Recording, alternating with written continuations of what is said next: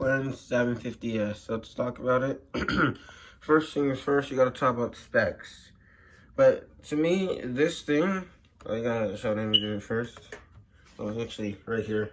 This thing just looks like a facelifted 720. To be honest, though, I mean, it said that. Let me fast forward in the video a bit. This literally looks like a facelifted 720S. Honestly, let me just show you an image of a 720S. So I was just looking at the specs and stuff. Keep in mind, to me, this is just a, yeah, see, 720S right there, and this thing. This is just a facelifted 720S, in my opinion. To be honest, I mean, McLaren's kind of been lacking in the last, yeah, they've been lacking in making cars. I mean, this is literally just a 720S. Disappointing part about it is it's actually slower top speed. It's slower top speed, but the 0 to 60 time is the same. See here, 212 top speed, and 0 to 60 2.8. 206 top speed for the new car, and 0 to 60 at the same time. We don't have any power figures. All we have is power weight, and it's 5.33 for every ton. And it weighs 1,389 kilograms. Not sure. Let me see the weight of the 720. See here that the 720S weighs actually more. That's the only thing that this car is an advantage of. It only weighs less. You have that point. It's literally just, to me, it's a slightly tuned 720S. It has a better track width and a much more better boost in the engine. But that's it. It's not really that much of a distance. I feel like McLaren's been lacking in the last few years. Because like I've heard that they can't make any more Altura. They can't really make that many Alturas because they have to sell a few F1 cars too. I think is insane. This is funny, considering the fact they're barely keeping their head above the water at this point. And to me, I think this car is the answer to saying, hey, if you don't want us to go bankrupt, buy this car right here. Literally, it's just a slightly tuned with 720S with a somewhat new interior.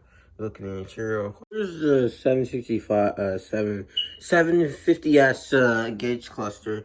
Literally, it's just the Altura gauge cluster with the rest is all 720. Literally, to me, it's just a slightly tuned 720 with a better track width. And all the things that they did to this car, you literally could have modified. I mean, it has a new bumper.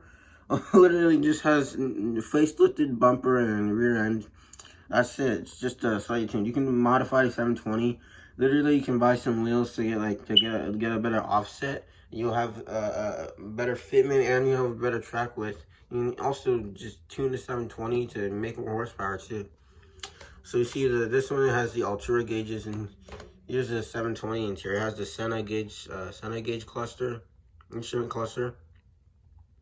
And then see it's literally the same interior. And the buttons are placed in different place, but yeah, it's mostly just different. They didn't change much. Didn't change anything actually. Like this new cluster and new infotainment system.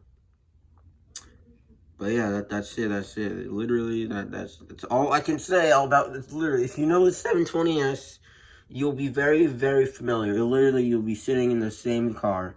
And literally, so should you buy it or not? If you buy it, you're trying to help McLaren get out of try not file for bankruptcy. If you don't, and you want them to learn get bankrupt or not, but still, I think it's kind of funny though. McLaren, they're really lacking. I mean, they can't make any Alturas, and they said in the presentation. I just watched the presentation. I just found out about this car like an hour ago. It just said, oh, this is a brand new car. It's not completely new. It is just facelifted slightly with a new interior. A little bit of a new interior. It just has a new cluster and infotainment. And it's slightly tuned better than the 720S. But yeah, it's not that much of a difference. Alright.